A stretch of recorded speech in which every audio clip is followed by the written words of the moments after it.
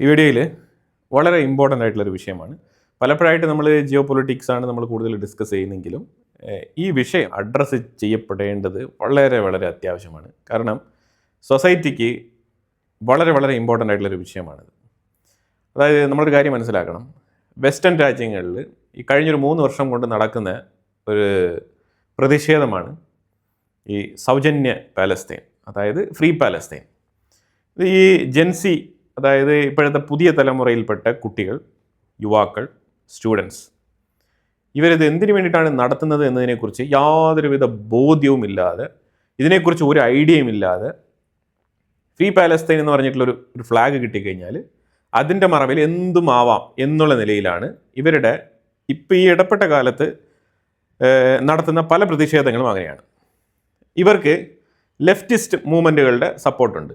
Leftist മൂവ്മെൻറ്റുകളുടെ support എവിടെയാണ് കടന്നു വരുന്നത് പറഞ്ഞാൽ, ആരൊക്കെ ക്യാപിറ്റലിസ്റ്റ് നിലപാടെടുക്കുന്നോ അവിടെയൊക്കെ ഈ ലെഫ്റ്റിസ്റ്റ് മൂവ്മെൻറ്റുകൾ വരും. പിന്നെ തികച്ചും ഇലക്ഷനുമായിട്ട് ബന്ധപ്പെട്ട് വോട്ട് ബാങ്കിൻ്റെ ഭാഗമായിട്ടും ഇങ്ങനത്തെ ലെഫ്റ്റിസ്റ്റ് മൂവ്മെൻറ്റുകൾ വരാറുണ്ട്. അവരാണ് ഏറ്റവും കൂടുതൽ ഈ സൗജന്യ പാലസ്തീനെ സപ്പോർട്ട് ചെയ്യുന്ന ആൾക്കാർ. ഇപ്പോൾ പാലസ്തീൻ സ്ഥിതി ചെയ്യുന്നത് എവിടെയാണ്? അത് ഇസ്രായേലിൻ്റെ തൊട്ടടുത്താണ്. ഗാസയും വെസ്റ്റ് ബാങ്കുമാണ് അതിൻ്റെ പ്രധാനപ്പെട്ട 2 ഭാഗങ്ങൾ. അതിലേതാണ്ട് 3/4 ഭാഗം സ്ഥലങ്ങളൊക്കെ ഇപ്പം ഇസ്രായേൽ അവർ വീണ്ടും അത് ഓക്കുപ്പൈ ചെയ്തെടുത്തുകൊണ്ടിരിക്കുന്ന ഒരു സാഹചര്യമാണ്. ഇതുമായിട്ട് ബന്ധപ്പെട്ട് ഈ അമേരിക്കയിൽ പഠിക്കാൻ പോകുന്ന കുട്ടികൾക്ക് എന്താണ് ഇതിൻ്റെ ബന്ധം പറഞ്ഞാൽ, ഇത് ഞാൻ ഇതിന് മുമ്പുള്ളൊരു വീഡിയോയിൽ സൂചിപ്പിച്ചിട്ടുണ്ടായിരുന്നു. ഖത്തർ ബ്രദർഹുഡിൻ്റെ ഫണ്ടാണ് അമേരിക്കൻ കോളേജുകളിൽ മൊത്തം ഇറക്കി കളിക്കുന്നത്. ഇപ്പോൾ ഈ കോളേജ് സ്റ്റുഡൻറ്റുകൾക്ക് വരെ ഇൻഡിവിജ്വലായിട്ട് പണം പോയതിൻ്റെ തെളിവുകളും രേഖകളൊക്കെ ഉണ്ട്. എനിവേ, ആ ഖത്തറുമായിട്ടാണ് അമേരിക്കയ്ക്ക് വലിയ രീതിയിലുള്ള ചങ്ങാത്തമുള്ളത്. ലക്ഷറി എയർക്രാഫ്റ്റ് ഗിഫ്റ്റൊക്കെ ട്രംപ് വാങ്ങിച്ചുകൊണ്ടിരിക്കുന്ന ഒരു സാഹചര്യമാണ്. അതുപോലെ തന്നെ ഏതാണ്ട് ബില്യൺ കണക്കിലെ $US ഇൻവെസ്റ്റ്മെൻറ്റ് നടത്താനുള്ള പ്രോമിസും ഖത്തർ നൽകിയിട്ടുണ്ട്. അപ്പം അങ്ങനെയുള്ള സാഹചര്യമാണ്. ഇതൊക്കെ ഈ കോളേജിൻ്റെ നാച്ചറും ഈ സൗജന്യ പാലസ്തീൻ്റെ പുറകിൽ പ്രവർത്തിക്കുന്ന ഫണ്ടിങ് സിസ്റ്റം, ഇതെല്ലാമാണ് ഇതിൻ്റെ പുറകിലുള്ള വിഷയം. ഇപ്പം നമ്മൾ ഈ വിഷയം എടുത്ത് ചർച്ച ചെയ്യാനുള്ള പ്രധാനപ്പെട്ട കാര്യം എന്താണെന്ന് പറഞ്ഞാൽ, ഒരു 5 ദിവസങ്ങൾക്ക് മുമ്പ് ഗൂഗിളിൻ്റെ CEO സുന്ദർ പിച്ചൈ സ്റ്റാൻഫോർഡ് യൂണിവേഴ്സിറ്റിയിൽ ഒരു സ്പീച്ച് കൊടുക്കുകയാണ്. പുള്ളിയെ അവിടെ സെലിബ്രിറ്റി മെയിൻ ഗസ്റ്റായിട്ട് വിളിച്ചിട്ടുണ്ട്, ചീഫ് ഗസ്റ്റായിട്ട് വിളിച്ചിട്ടുണ്ട്. പുള്ളി അവിടെ വന്ന് ആ കോളേജ് സ്റ്റുഡൻസിന് ഒരു ഇൻസ്പൈറേഷൻ കിട്ടുന്ന രീതിയിൽ ഒരു സ്പീച്ച് കൊടുക്കാനാണ് അവിടെ എത്തിയത്. ആ സ്പീച്ച് കൊടുത്തുകൊണ്ടിരിക്കുന്ന ടൈമിൽ ഒരു 10-200 പേര്, മറ്റുള്ള കുട്ടികൾ അവിടെ ഈ സുന്ദർ പിച്ചൈയുടെ സ്പീച്ച് ശ്രവിച്ചുകൊണ്ട് അവിടെ ഇരിപ്പുണ്ട്. അതിൻ്റെ ഇടയിൽ കൂടെ ഒരു 10-200 പേര് ഫ്രീ പാലസ്തീൻ്റെ ഫ്ലാഗും ഈ സൗജന്യ പാലസ്തീൻ്റെ ആർപ്പ് വിളികളൊക്കെ നടത്തിക്കൊണ്ട് ഈ സുന്ദർ പിച്ചൈയുടെ സ്പീച്ച് വാക്കൗട്ട് ചെയ്യുകയാണ്. President Levin, Provost Martinez, trustees, senior class presidents, thank you for the invitation to address you today. And to the distinguished class of 2026, congratulations.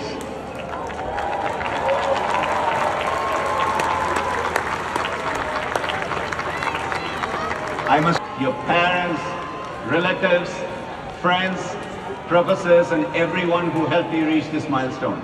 ഇവർ സുന്ദർ പിച്ചൈയുടെ സ്പീച്ച് വാക്കൗട്ട് ചെയ്യുന്ന എന്തിനാണ്? ഇവർ ഫ്രീ പാലസ്തീൻ്റെ ആൾക്കാരല്ലേ എന്ന് ചോദിച്ചു കഴിഞ്ഞാൽ, ഇവിടെ ഈ ഗൂഗിൾ എന്ന് പറഞ്ഞ കമ്പനി പ്രോജക്റ്റ് നിംബസ് എന്ന് പറഞ്ഞുള്ളൊരു പ്രോജക്റ്റ്, അതായത് ഈ ആമസോണുമായിട്ട് ചേർന്ന് വെബ് സർവീസ് ഓഫർ ചെയ്യുന്നതിൻ്റെ ഭാഗമായിട്ട് ഇസ്രായേലിൻ്റെ, അതായത് ഗവൺമെൻറ് ഓഫ് ഇസ്രായേലുമായിട്ട് 1.2 ബില്യൻ്റെ ഒരു കരാർ ഒപ്പുവെച്ചിട്ടുണ്ട്.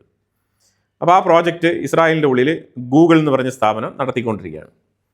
ഈ കാരണം കൊണ്ടാണ് അത്രേ ഇവർ ഈ സുന്ദർ പിച്ചൈയുടെ സ്പീച്ച് വാക്കൗട്ട് ചെയ്തത്, ഈ ഫ്രീ പാലസ്തീൻ്റെ പേരും പറഞ്ഞ്. മനസ്സിലായല്ലോ?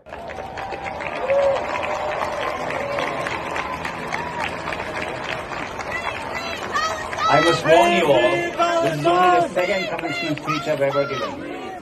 The first was literally in my backyard. It was the spring of... അതിങ്ങനൊരു ഗ്രൂപ്പ് എല്ലാ സ്ഥലങ്ങളിലും ഉണ്ടാവും. ഈ ഫ്ലോട്ടിലെ വന്ന ആൾക്കാരായിക്കോട്ടെ, ഇവർക്കൊന്നും പെർമനൻ്റ് ആയിട്ട് ജോലിയൊന്നുമില്ല. ഇവരെ ഈ കോളേജുകളുടെ ഉള്ളിൽ തന്നെ പലരെയും സ്പോൺസർ ചെയ്ത് ഫണ്ട് ഇറക്കി ഈ ആശയങ്ങൾ പ്രചരിപ്പിക്കാൻ വേണ്ടിയിട്ട് കോളേജിൻ്റെ ഉള്ളിൽ ഇറക്കി പഠിപ്പിക്കുന്നുണ്ട്. ഇപ്പോൾ ചില സമയത്ത് നമ്മളുടെ ഇപ്പം യൂണിവേഴ്സിറ്റി കോളേജ് ആയിക്കോട്ടെ, അതേപോലെ തന്നെ MG കോളേജ് ആയിക്കോട്ടെ, അതേപോലെ തന്നെ കേരളത്തിലുള്ള പല കോളേജുകളിലും പൊളിറ്റിക്സ് ഉണ്ട്. ഈ രാഷ്ട്രീയം അങ്ങനെ അവിടെ പ്രവർത്തിക്കുന്ന സമയത്ത് പല രാഷ്ട്രീയ പ്രവർത്തകരും ഡബിൾ MA എടുക്കാറുണ്ട്, പലരും ഡബിൾ ഡിഗ്രി ചെയ്യാറുണ്ട്. അതായത് ഈ പാർട്ടിയിൽ ഇൻഫ്ലുവൻസ് ഉള്ള ആൾക്കാരെ ആ ക്യാമ്പസിൻ്റെ ഉള്ളിൽ തന്നെ ഈ പാർട്ടി വളർത്താൻ വേണ്ടിയിട്ട് അവിടെ നിലനിർത്തി പോകുന്നത് നമ്മളുടെ കേരളത്തിൻ്റെ ഉള്ളിലും പൊളിറ്റിക്കൽ പാർട്ടികൾ അതൊരു കീഴ്വഴക്കമായിട്ട് കൊണ്ടുപോകാറുണ്ട്. അപ്പം അങ്ങനെ 40 വയസ്സോടെ അടുക്കുന്ന ആൾക്കാരൊക്കെ കോളേജിൽ പഠിക്കുന്ന രംഗങ്ങളൊക്കെ നമ്മൾ കണ്ടിട്ടുണ്ട്. അപ്പം ആ മാതൃകയിൽ അമേരിക്കയുടെ ഉള്ളിലും മറ്റുള്ള രാജ്യങ്ങൾ, ഈ ബ്രദർഹുഡിനെ അനുകൂലിക്കുന്ന രാജ്യങ്ങൾ ഈ ഫ്രീ പാലസ്തീൻ എന്നുള്ള പേരിൽ ഈ മതപ്രചരണം, അതാണ് പ്രധാനപ്പെട്ട കാര്യം, മതപ്രചരണം, അതിൽ മാക്സിമം ആൾക്കാരെ കൺവേർട്ട് ചെയ്യാനുള്ള സാധ്യതകളുണ്ട്. അതായത് ഇപ്പം ഒപ്പം പഠിക്കുന്ന ആൾക്കാരെ ഈ മതത്തിൻ്റെ നല്ല വശങ്ങളൊക്കെ ഇങ്ങനെ കൺവിൻസ് ചെയ്ത് അവരെ ഇതിൽ ആകർഷകരാക്കി കൊണ്ടുവരിക. അപ്പം ഇങ്ങനെ ഇത് ഏത് മതത്തിലുള്ളവർ ചെയ്താലും അത് പോക്കൃത്തനമാണ്, അത് വേറെ കാര്യം. എനിവേ, സ്വയമേ മതങ്ങളിൽ ആകർഷകരായി അതിലുള്ള ആശയങ്ങളിൽ താല്പര്യപ്പെട്ട് ഇഷ്ടപ്പെട്ട് അങ്ങനെ മതം മാറിപ്പോകുന്നവർ ഓക്കെ, ദാറ്റ്സ് ഓക്കെ. അതല്ലാതെ ഇങ്ങനെ സറൗണ്ടിങ്ങിൽ നിന്നിട്ട് അതിന് വേണ്ടിയിട്ടുള്ള ഒരു അന്തരീക്ഷം സൃഷ്ടിച്ചു കൊടുക്കുക, അത്തരത്തിലുള്ള പ്രവൃത്തിയാണ് ഈ കോളേജുകളുടെ ഉള്ളിൽ, പ്രത്യേകിച്ച് വെസ്റ്റേൺ രാജ്യങ്ങളുടെ കോളേജിൻ്റെ ഉള്ളിൽ സ്പോൺസേഡ് പരിപാടികളായിട്ട് ബ്രദർഹുഡ് നടപ്പിലാക്കിക്കൊണ്ടിരിക്കുന്നത്. ബ്രദർഹുഡ് എന്താണ് ചെയ്യുന്നത് പറഞ്ഞാൽ ഇതാണ് ബ്രദർഹുഡ് ചെയ്യുന്നത്. ഇതൊക്കെ ഈ ബ്രദർഹുഡിൻ്റെ ഐഡിയോളജിയുടെ ഭാഗമാണ്. അപ്പോൾ ഈ ജോലിക്കും കൂലിക്കൊന്നും പോകത്തില്ല. ഇപ്പം നിങ്ങൾ പലസ്തീനിൽ നോക്കൂ, പലസ്തീനിൽ യുദ്ധം തുടങ്ങിയാലും ഇല്ലെങ്കിലും നിരന്തരമായിട്ട് അവിടെ UN സഹായം ഉണ്ടാവും. അവിടെ നിരന്തരമായിട്ട് അവിടെ അവർക്ക് ഫുഡ് ഐറ്റംസ് എത്തിച്ചുകൊണ്ടിരിക്കുന്ന സംഘടനകളുണ്ട്. യുദ്ധമില്ലാത്ത സമയത്തും അവർക്ക് ഫ്രീ ആയിട്ട് ഭക്ഷണം കിട്ടുന്ന സാഹചര്യം ഉണ്ടായിരുന്നു അവിടെ. അവർക്ക് ജോലിയൊന്നും ബാധകമല്ല. ഒരു 70,000 പേരെങ്ങാണ്ടാണ് ഗാസയിൽ നിന്നും ഇസ്രായേലിൻ്റെ ഉള്ളിൽ ഡേ ടു ഡേ രാവിലെ പോയിട്ട് പണിയെടുത്തിട്ട് വൈകുന്നേരം തിരിച്ചു വന്നുകൊണ്ടിരുന്നത്. 70,000 പേര്. അതായത് 21 ലക്ഷം ആൾക്കാർ താമസിക്കുന്ന ഗാസയിൽ നിന്നും 70,000 പേര് മാത്രമാണ് ഇസ്രായേലിൻ്റെ ഉള്ളിൽ പണിയെടുത്തിരുന്നത്. ഈ ബാക്കിയുള്ളവനൊക്കെ എന്താണ് ചെയ്യുന്നത്? ഇവരൊക്കെ എങ്ങനെ കഞ്ഞി കുടിക്കുന്നു? ഇതാണ് മനസ്സിലാകാത്തത്. യുദ്ധം തുടങ്ങിയ സമയം അത് പോയിക്കോട്ടെ, യുദ്ധം ഇല്ലാത്ത സമയത്തും ഇതായിരുന്നു കീഴ്വഴക്കം. യുദ്ധം തുടങ്ങിയതിന് ശേഷം ഇസ്രായേൽ 70,000 പേർക്കും കൂടി ജോലിയില്ല എന്ന് പറഞ്ഞിട്ട് അവരെയും ഗാസയുടെ ഉള്ളിലേക്ക് മടക്കി അയക്കുകയാണ് ചെയ്തത്. ഓക്കെ, അതവിടെ നിൽക്കട്ടെ. പിന്നെ ഇതിന് മെയിൻ ആയിട്ടുള്ള വിഷയം എന്താണെന്ന് പറഞ്ഞാൽ തീവ്രവാദം. ഇതാണ് മെയിനായിട്ട്. ഇപ്പോൾ ഗാസയ്ക്കുള്ളിൽ 70,000 പേര് ഇസ്രായേലിൻ്റെ ഉള്ളിൽ പോയി പണിയെടുത്തിട്ട് മടങ്ങി വരുന്ന ആ ജോലിയാണ് ചെയ്തിരുന്നുണ്ടെങ്കിൽ ബാക്കിയുള്ള മെജോറിറ്റി ആണുങ്ങളെല്ലാം തന്നെ ഹമാസിലെ മെമ്പേഴ്സാണ്. ഹമാസ് എന്താണ് ചെയ്യുന്നത്? ഭീകരവാദം പടർത്താൻ വേണ്ടിയിട്ടുള്ള ആയുധമുണ്ടാക്കുക, റോക്കറ്റ് നിർമ്മിക്കുക, എങ്ങനെ കൈത്തോക്കുകൾ നിർമ്മിക്കുന്നത്, എങ്ങനെയാണ് നാടൻ വെടിയുണ്ടകൾ നിർമ്മിക്കുന്നത്, എങ്ങനെയാണ്, ഇതൊക്കെയാണ് ഇവർ പഠിപ്പിക്കുന്നത്. അവർക്ക് ലേത്ത് മെഷീനുണ്ട്. ആ ലേത്തിൽ എങ്ങനെയാണ് തോക്കിൻ്റെ മോൾഡ് നിർമ്മിച്ചെടുക്കുക, റോക്കറ്റ് സെറ്റപ്പ് എങ്ങനെയാണ് ചെയ്യുന്നത്, അതിൻ്റെ കെമിക്കൽ എങ്ങനെയാണ് നിർമ്മിക്കുന്നത്, ഇതൊക്കെയാണ് ഇവർ പഠിപ്പിക്കുന്നത്.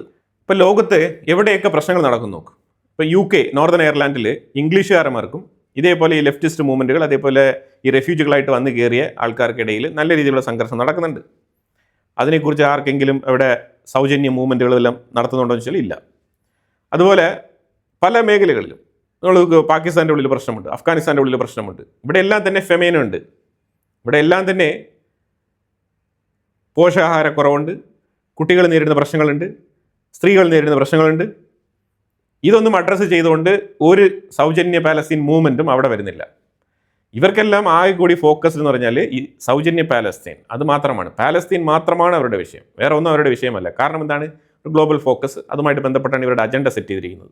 ഇതിലെ പ്രധാനപ്പെട്ട കാര്യം എന്താണെന്ന് പറഞ്ഞാൽ ഇസ്രായേലിനോട് ഇവർക്ക് ജലസാണ്. അതാണ് മെയിനായിട്ട് നമുക്ക് പല അനാലിസിസ് വായിക്കുമ്പോഴും മനസ്സിലാക്കാൻ പറ്റുന്നത്. ജലസ് മീൻസ് ഒരു മരുഭൂമിയായിട്ട് കിടന്ന ഒരു സ്ഥലം, അവിടെ ഇസ്രായേൽ കൃത്യമായിട്ട് അവരുടെ കഠിനാധ്വാനം അവിടെ അപ്ലൈ ചെയ്യുന്നുണ്ട്.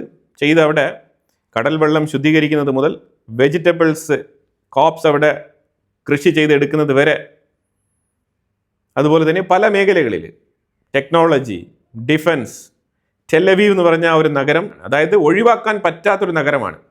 വേൾഡ് എക്കോണമിയിൽ, ഗ്ലോബൽ എക്കോണമിയിൽ ഒഴിവാക്കാൻ പറ്റാത്ത ഒരു രാജ്യമായി മാറിയിരിക്കുകയാണ് ഇസ്രായേൽ. അതെങ്ങനെയാണ് ഈ മരുഭൂമിയിൽ കിടന്നുകൊണ്ട് അതിൻ്റെ തൊട്ടപ്പുറത്തപ്പുറത്തൊക്കെ കിടക്കുന്ന രാജ്യങ്ങളെയൊക്കെ ഒന്ന് നോക്കൂ, എവിടെ എത്തി? എവിടെയും എത്താൻ പറ്റിയിട്ടില്ല. അപ്പോൾ ആ ഒരു ബ്രില്യൻസ്, അതിലേക്ക് അസൂയാണ്, ആ ജലസാണ് ശരിക്കും പറഞ്ഞാൽ ഒരു തരത്തിൽ ഇവരുടെ ആശയപരമായിട്ടുള്ള വൈരാഗ്യങ്ങൾക്ക് മുകളിൽ നിൽക്കുന്ന മറ്റൊരു വൈരാഗ്യം. അതാണ് ഇതിനകത്ത് നമ്മൾ നോക്കിക്കാണേണ്ടത്. പിന്നെ ഈ ലെഫ്റ്റിസ്റ്റുകൾ ഇസ്രായേലിനെതിരെയുള്ള ഏത് മൂവ്മെൻറ്റിനെയും അവർ സപ്പോർട്ട് ചെയ്യാൻ തയ്യാറാണ്. അവർക്ക് ഇരട്ടത്താപ്പ് നിലപാടാണ് അവർക്കുള്ളത്, ഹിപ്പോക്രസി അതാണ് അവർക്കുള്ളത്. ഇലക്ഷൻ വരുമ്പോഴത്തേക്കും അമേരിക്കയുടെ ഡെമോക്രാറ്റിക് പാർട്ടി അവർ ലിബറൽ മൈൻഡ് സെറ്റുള്ള ആൾക്കാരെ പോലെ പെരുമാറും. പക്ഷെ അത് കഴിഞ്ഞാൽ വീണ്ടും അവർ ഇത്തരത്തിലുള്ള ഈ സൗജന്യ പാലസ്തീൻ ടീമുകളും അതേപോലെ BLA, ഈ കറുത്തവർഗത്തിന് വേണ്ടിയിട്ടുള്ള ഒരു സംഘടനയുണ്ടല്ലോ, ഇതൊക്കെയാണ് അവർ പരിപോഷിപ്പിക്കുന്ന സംഘടനകൾ. ധാരാളം പണവും കൊടുക്കും, അത് വാങ്ങിച്ച് ഇവർ തീവ്രവാദവും നടത്തും. അതിനവർക്ക് യാതൊരു കുഴപ്പമില്ല എന്നുള്ളതാണ്. ഇപ്പോൾ ഇടയ്ക്ക് ലെഫ്റ്റിസ്റ്റ് മൂവ്മെൻറ്റുകൾ ചേർന്ന് ഒരു റാലി നടത്തിയിട്ടുണ്ടായിരുന്നു, അതായത് നോ കിങ്സ് റാലി. ഈ നോ കിങ്സ് റാലി എന്ന് പറഞ്ഞാൽ ട്രംപിനെതിരെയായിരുന്നു ആ റാലി ഉണ്ടായത്. ട്രംപ് നിരവധി തീരുമാനങ്ങൾ, എക്സിക്യൂട്ടീവ് ഓർഡറുകളൊക്കെ രാജാവിനെ പോലെ ഇരുന്ന് ഒപ്പിടുന്നു എന്നൊക്കെ പറഞ്ഞുകൊണ്ട്, ഡെമോക്രസിയെ റെസ്പെക്റ്റ് ചെയ്യുന്നില്ല എന്നൊക്കെ പറഞ്ഞുകൊണ്ട് നോ കിങ്സ് റാലി അമേരിക്കയുടെ ഉള്ളിൽ നടത്തിയിട്ടുണ്ടായിരുന്നു. അത് മെയിനായിട്ട് സോറാൻ മംദാനി, മംദാനിയുടെ ഭാര്യയൊക്കെ അതിനെ സപ്പോർട്ട് ചെയ്ത് നടപ്പിലാക്കിയിരുന്ന ആൾക്കാരാണ്. അതുപോലെ തന്നെ ഈ ജൂൺ 14-ാം തീയതി, കഴിഞ്ഞ 14-ാം തീയതി മൊറോക്കോയും ബ്രസീലും തമ്മിലുള്ള ഒരു ഫുട്ബോൾ മാച്ച് നടക്കുകയാണ്, സോക്കർ നടക്കുകയാണ്, വേൾഡ് കപ്പ് മത്സരം അമേരിക്കയിൽ നടക്കുന്നുണ്ട്. അപ്പോൾ അതിൽ ഈ ലെഫ്റ്റിസ്റ്റ് ഗ്രൂപ്പുകൾ, അതേപോലെ ഈ സൗജന്യ പാലസ്തീൻ്റെ ആൾക്കാർ, ഇവരെല്ലാം കൂടി ചേർന്ന് മൊറോക്കോയാണ് സപ്പോർട്ട് ചെയ്തത്. ബ്രസീലിന് സപ്പോർട്ട് വളരെ കുറവായിരുന്നു. അപ്പോൾ ഇവിടെ ഈ സോറാൻ മംദാനിയും മംദാനിയുടെ ഭാര്യയും മൊറോക്കോയെ സപ്പോർട്ട് ചെയ്ത് നിലപാടെടുത്തിട്ടുണ്ടായിരുന്നു. ഇതേ മൊറോക്കോയിലേക്ക് തന്നെ നമുക്ക് വരാം. ഇവർ മൊറോക്കോയെ സപ്പോർട്ട് ചെയ്യുന്നുണ്ട്. ഇവിടെ അമേരിക്കയിൽ ഡെമോക്രസി ഇല്ല, നോ കിങ്സ് റാലി നടത്തുന്നുണ്ട്, ട്രംപിനെ ജനാധിപത്യ വിരുദ്ധനാണെന്നൊക്കെ വിളിക്കുന്നുണ്ട്. പക്ഷേ ട്രംപ് ഇലക്ഷനിലൂടെ തിരഞ്ഞെടുക്കപ്പെട്ട പ്രതിനിധിയാണ്, അമേരിക്ക എന്ന് പറഞ്ഞ ആ രാജ്യത്തിൻ്റെ പ്രസിഡന്റുമാണ്. ട്രംപിന്റെ പ്രവർത്തന രീതി എന്തോ ആയിക്കോട്ടെ, പക്ഷേ അയാൾ തിരഞ്ഞെടുക്കപ്പെട്ട രീതി അത് ഡെമോക്രാറ്റിക്കലി തിരഞ്ഞെടുക്കപ്പെട്ടതാണ്. എന്നാൽ മൊറോക്കോയെ പിന്തുണയ്ക്കുന്ന ഈ മഹത് വ്യക്തികൾ, ഇപ്പം ഇതിനകത്ത് നമ്മൾ മനസ്സിലാക്കേണ്ടത് സോറാൻ മംദാനിയുടെ വൈഫ്, അവർ തീവ്രവാദി നമ്പർ 1 ആണ്.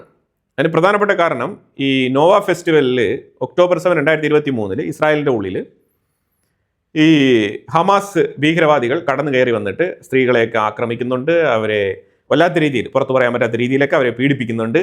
അതുപോലെ നിരവധി പേരെ ഗൺ പോയിന്റിൽ വെച്ച് വെടിവെച്ച് വീഴ്ത്തുന്നുണ്ട്.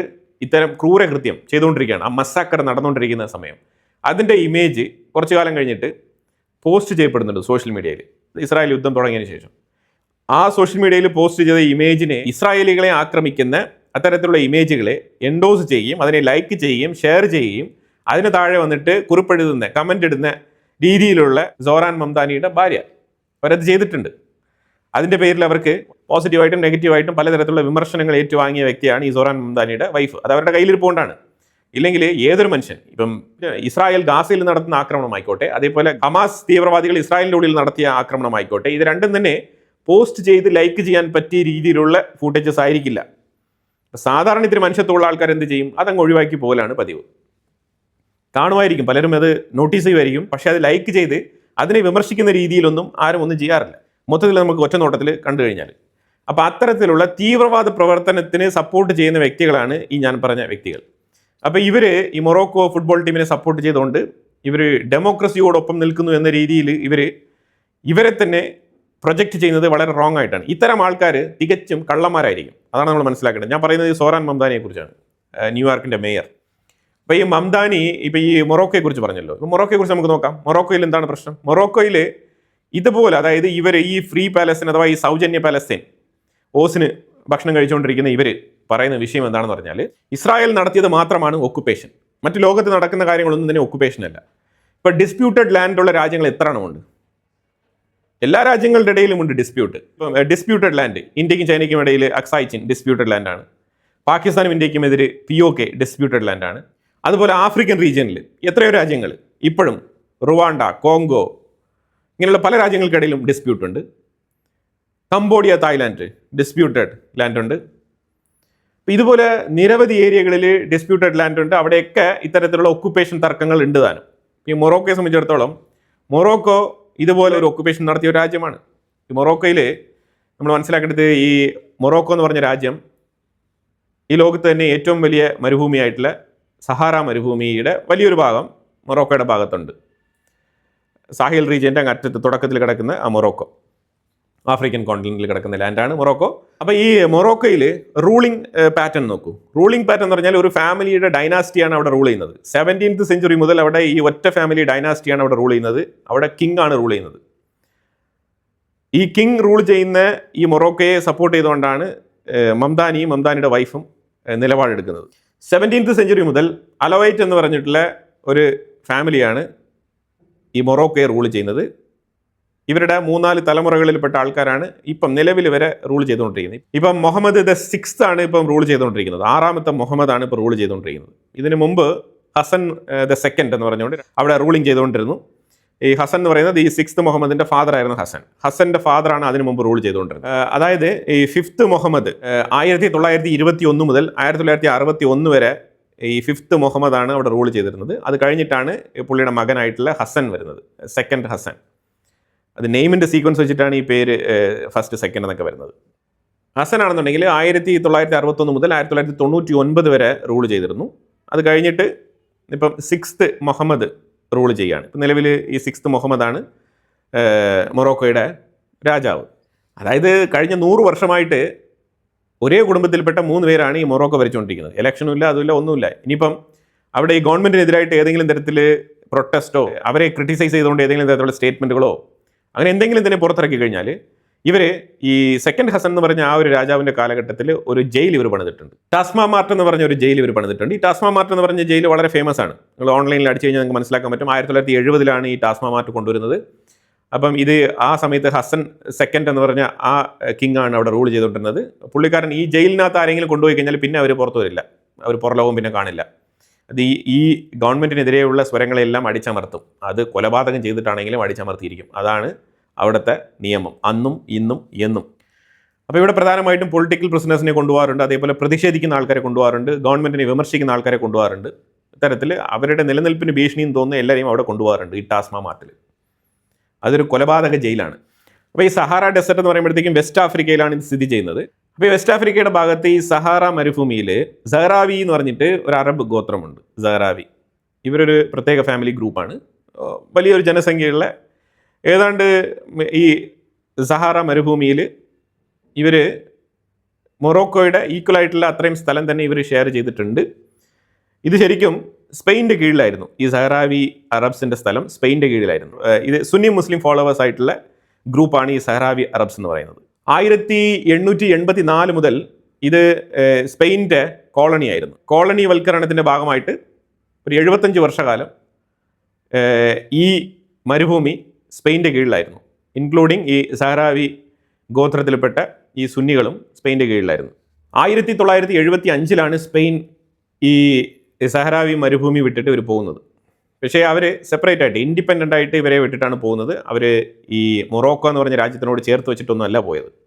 പക്ഷേ ഈ സ്പെയിൻ അവിടെ നിന്ന് ഇറങ്ങിയ ഒരാഴ്ച കൊണ്ട് മൊറോക്കോ ഈ സഹറാവി ലാൻഡിനെ കൈയേറാൻ തുടങ്ങി. അവർ നടത്തിയ ഒക്കുപ്പേഷനാണ്. അപ്പോൾ ഇങ്ങനെ മൊറോക്കോ ഈ സഹറാവി ലാൻഡിനെ കയ്യേറുന്നതിനെ തുടർന്ന് പാലിസാരിയോ എന്ന് പറഞ്ഞിട്ടുള്ളൊരു ഗ്രൂപ്പ് ഇതിനെതിരെ അവർ പ്രവർത്തനം തുടങ്ങി. പക്ഷേ പാലിസാരിയോ ഗ്രൂപ്പും ഈ ഫ്രീ പാലസ്തീൻ ഗ്രൂപ്പും തമ്മിൽ ഒരുപാട് വ്യത്യാസമുണ്ട് കേട്ടോ. ഫ്രീ പാലസ്തീൻ ഗ്രൂപ്പ്, ഹമാസ്, അവരൊക്കെ തീവ്രവാദ നിലപാടുള്ള അതേപോലെ തീവ്രവാദ ആക്രമണങ്ങൾ നടത്തുന്ന ടീമാണ് ഈ ഹമാസ് പോലത്തെ, അതേപോലെ ഇന്തിഫാദ, ഫത്ത, ഇതേപോലത്തെ തീവ്ര നിലപാടുള്ള സംഘടനകളാണ് ഇവിടെ ഈ സൗജന്യ പലസ്തീനിലുള്ളത്. അവർ തീവ്രവാദ ആക്രമണങ്ങൾ നടത്തുന്ന തീവ്രവാദികളാണ്. പക്ഷേ ഈ പാലിസാരിയോ എന്ന് പറഞ്ഞ ഈ ഗ്രൂപ്പ് അങ്ങനത്തെ ഒരു പരിപാടി ചെയ്യാറില്ല. എന്നാലും പിന്നെ എന്താണ് സംഭവിച്ചത്? 1975 കഴിഞ്ഞിട്ട് ഏതാണ്ട് ഒരു 3.5 ലക്ഷം പേരെ വിളിച്ചുകൊണ്ട് മൊറോക്കൻ ആർമി ഈ സ്ഥലം കയറി പിടിക്കുകയാണ്. അങ്ങനെ ഈ സഹറാവി ഗോത്രത്തിൻ്റെ 80% സ്ഥലവും മൊറോക്കോ കയറി പിടിച്ചു 1975. അത് ഈ മോഡേൺ ഡേയ്സിൽ നടന്ന ഏറ്റവും വലിയ ഇല്ലീഗൽ ഒക്കുപ്പേഷൻ ആയിരുന്നു. ആ ഒക്കുപ്പേഷനെതിരെയൊക്കെ ഒരുത്തനും സംസാരിക്കില്ല, ഒരു സൗജന്യ പാലസ്തീനും ഇറങ്ങൂല, ഒറ്റ മനുഷ്യന്മാർ ഇറങ്ങൂല. അപ്പോഴും ഇവിടെ ഇസ്രായേലും ഉണ്ട്, പാലസ്തീനും ഉണ്ട്, ഇതേ ഒക്കുപ്പേഷനുണ്ട്, എല്ലാം ഉണ്ട്.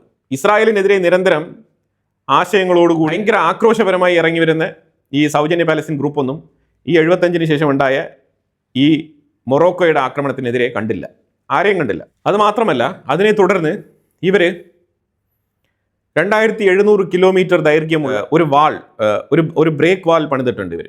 അതായത് ഈ സഹറാവി ഗോത്രക്കാർ താമസിക്കുന്ന ആ സ്ഥലം, അവരിപ്പോൾ ഒരു 20% സ്ഥലത്താണ് അവരിപ്പോൾ താമസിക്കുന്നത്, വളരെ ചെറിയ സ്ഥലത്ത്. അവരുടെ 80% സ്ഥലം മൊറോക്കോ പിടിച്ചെടുത്തിട്ട് അവർക്ക് മൊറോക്കൻ സൈഡിലുള്ള നാച്ചുറൽ റിസോഴ്സസ് ഒന്നും തന്നെ കിട്ടാൻ പാടില്ല.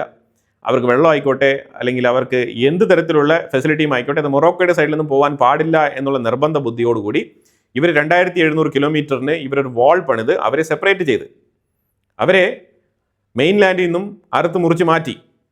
നിങ്ങൾ എങ്ങനെയെങ്കിലും കഷ്ടപ്പെട്ട് ജീവിച്ചോ അല്ലെങ്കിൽ നിങ്ങൾ ഇല്ലാതായാലും ഞങ്ങൾക്ക് കുഴപ്പമൊന്നുമില്ല, നിങ്ങൾ വിശന്ന് പട്ടിണി കിടന്നാലും ഞങ്ങൾക്ക് വിഷയമില്ല എന്ന് പറഞ്ഞിട്ട് ഇവർ അത്തരത്തിലുള്ള ക്രൂരമായിട്ടുള്ള പരിപാടിയാണ് ചെയ്തത്. എന്നിട്ടും ഈ പാലിസാരിയോ ഗ്രൂപ്പ് ആയിക്കോട്ടെ, അല്ലെങ്കിൽ ഈ സഹറാവി അറബ്സ് ആയിക്കോട്ടെ, ഇവരാരും തന്നെ മൊറോക്കോയ്ക്കെതിരെ ഒന്നും തന്നെ ചെയ്യാൻ പോയിട്ടില്ല.